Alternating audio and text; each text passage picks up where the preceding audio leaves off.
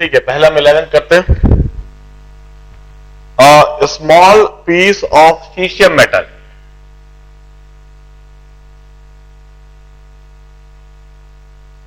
whose work function is 1.9 electron volt is kept at a distance of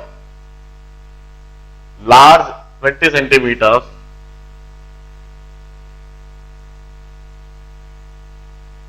from a large metal plate having charge density of 10 to the power minus 9 coulombs per meter square. On the surface facing the monochromatic light of wavelength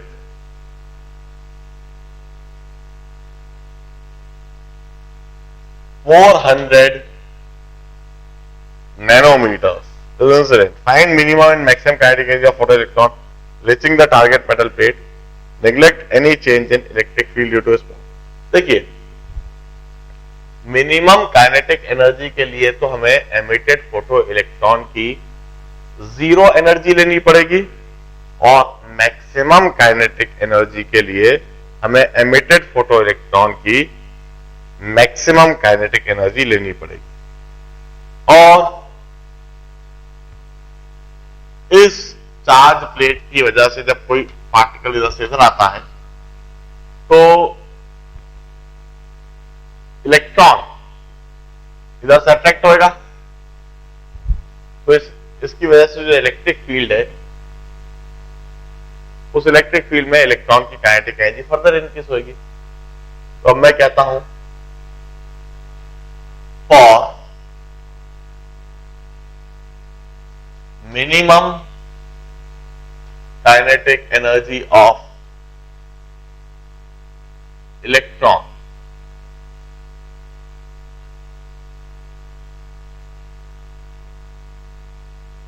reaching the plate, emitted photoelectron की kinetic energy zero ले लीजिए। emitted photoelectron must have kinetic energy zero and minimum kinetic energy would be E into V. Here V is potential due to this large plate, large charge carrying plate at the distance of d.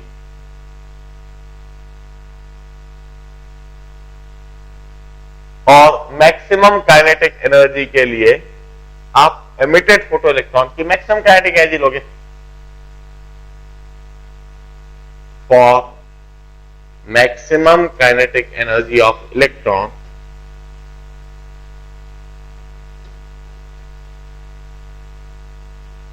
reaching the plate,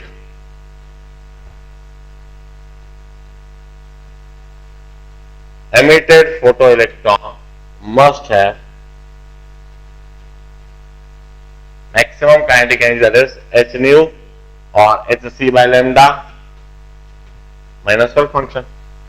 So that maximum kinetic energy would become वो already H C by lambda minus work function इतनी energy लेकर बाहर आया है plus EV.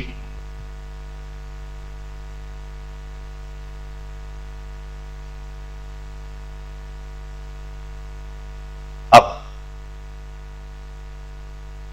एक large plate जिस पर charge density दे रखी है उसकी वजह से डी की दूरी पर पोटेंशियल क्या होता है? Somebody please tell me the expression. V के लिए एक्सप्रेशन, एक लार्ज प्लेट है जिस पर charge per unit area sigma दे रखा है, तो 20 सेंटीमीटर की दूरी पर पोटेंशियल क्या है? Somebody please tell me quickly. Right? What is that? Sigma d upon epsilon naught, or I will say 4 pi sigma d by 4 pi epsilon naught. So this V is 9 into 10 to the power 9 into 4 pi into sigma की जगह 10 to the power -9, D की जगह 0.2. So this V would become 9 into 10 to the power 9 cancelled. This 36 7.2 pi 7.2 pi volts. तो इधर मैं minimum kinetic energy लिख दूंगा 7.2 pi into E V, और इस जगह पर मैं लिख दूंगा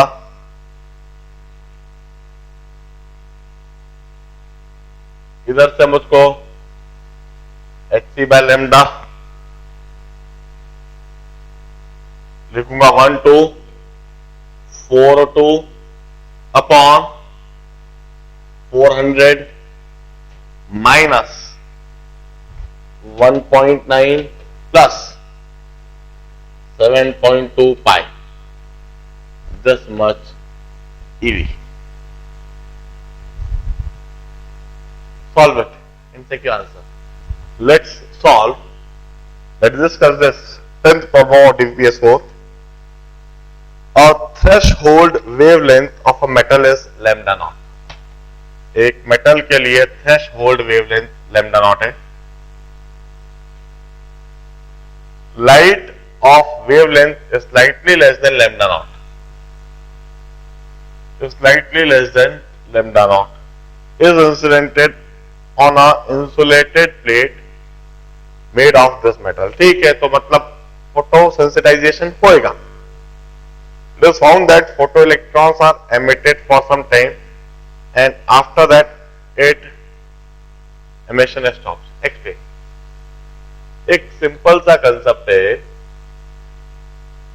वह मेटल प्लेट से उस मेटल प्लेट पर जब आप लाइट रेडिएशंस इंसिडेंट करोगे with energy greater than work function, तो कुछ समय तक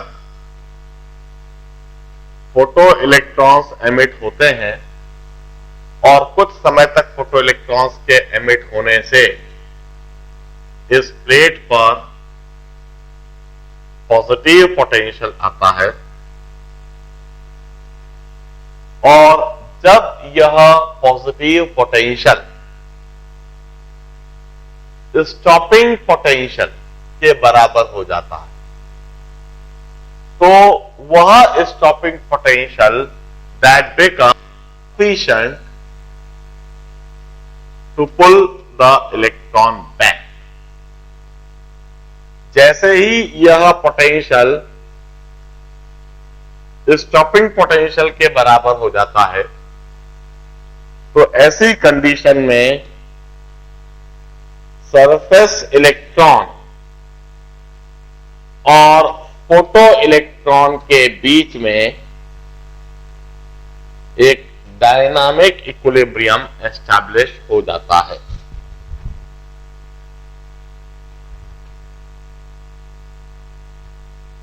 क्योंकि वो स्टॉपिंग पोटेंशियल, एक फोटोन आया, उसके टकराने से एक फोटो इलेक्ट्रॉन एमिट हुआ, तो इमीडिएटली एक फोटो इलेक्ट्रॉन सरफेस इलेक्ट्रॉन में दोबारा कन्वर्ट हो जाता है और वहां पर इस तरह का एक डायनामिक इक्विलिब्रियम एस्टैब्लिश हो जाता है, और ऐसा प्रतीत होता है जैसे कि वह फिनोमेना स्टॉप हो गया, वह फर्दर नहीं होगा. इस कंडीशन पर फिनोमेना रुक जाएगा. नाउ DPS2 का 12th problem, will discuss that.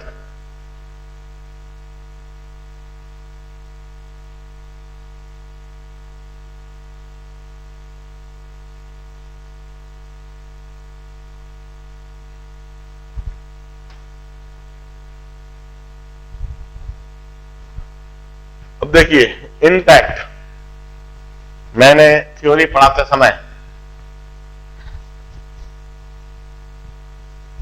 वह प्रॉब्लम आपको दिया था कि स्फीयर कैसा भी हो, चाहे स्फीयर परफेक्टली एब्जॉर्बिंग हो, चाहे स्फीयर परफेक्टली रिफ्लेक्टिंग हो, उस स्फीयर पर जो फोर्स लगता है that is always equal to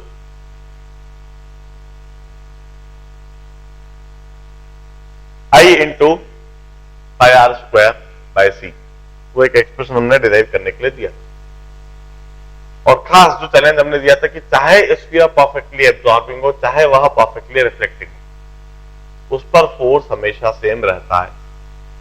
हम इस बात को अब प्रूव करेंगे। इनफैक्ट 12th प्रॉब्लम उसी आर्टिकल पर है। सबसे पहले एक बार वो थ्योरी को एक बार खोल के रिकॉल कर लो 2 से 3 मिनट में, फिर समझाना चालू।